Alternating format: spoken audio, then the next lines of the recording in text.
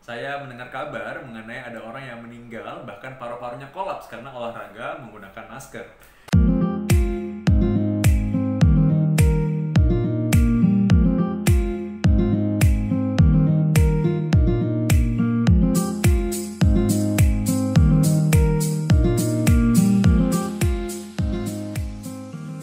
Saya Dr. Vito Damai, saya dokter spesialis jantung dan pembuluh darah.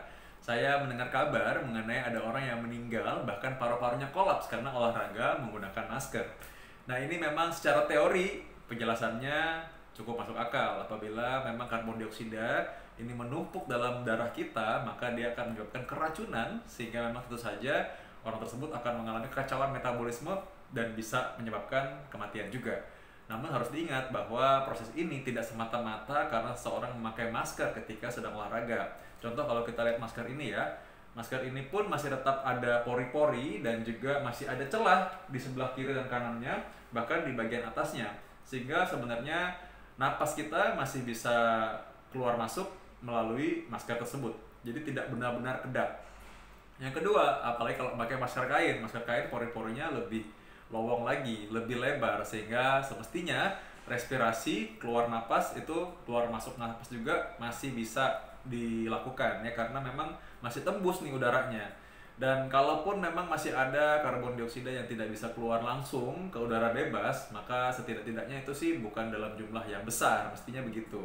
Nah, sekarang kalau misalkan orang pakai masker N95, nah itu baru tuh ya. Kalau saya tugas misalnya selama ini saya memakai masker N95, naik turun tangga, saya melihat pasien, saya berbicara sekalipun memang kerasa bahwa ini udara yang saya tarik lebih tipis.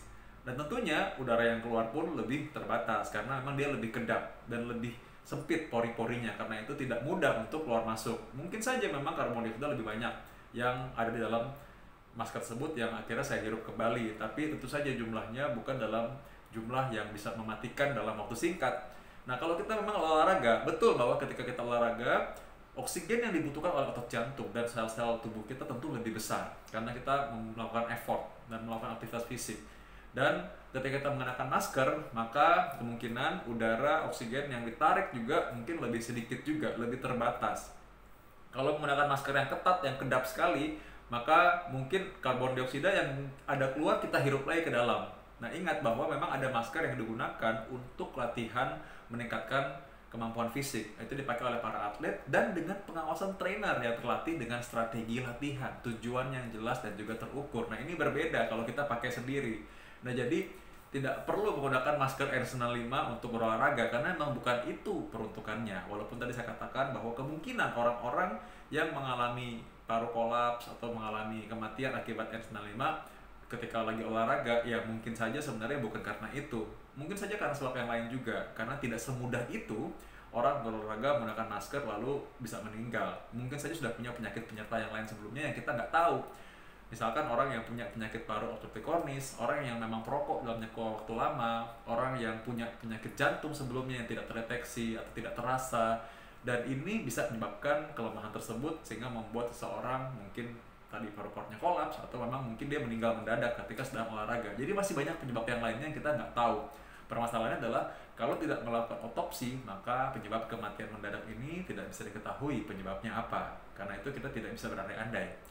Nah, satu yang saya pesankan adalah bahwa dalam menyikapi pandemi COVID-19 ini kita hendaknya bersikap waras juga. Artinya kita tetap ingat bahwa cara kita menangani atau cara kita menghindari penularan adalah dengan cara menjaga higienis atau kebersihan diri sendiri, cuci tangan dan jaga jarak 2 meter. Apabila kita sedang olahraga dan kondisinya kita sendirian atau jauh sekali dari orang-orang yang lain, maka kita boleh melepas masker tersebut. Kita boleh olahraga tanpa masker. Lain halnya apabila kita memang akan bertemu orang di keramaian, which is sekarang kita tidak boleh sebenarnya olahraga beramai-ramai.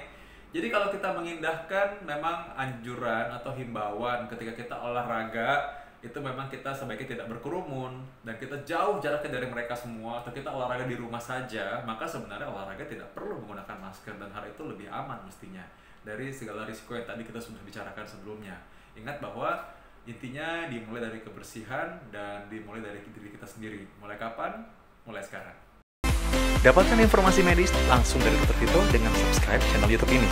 Anda juga bisa membagikan semua informasi berharga di sini dengan cara share ke teman-teman atau kenalan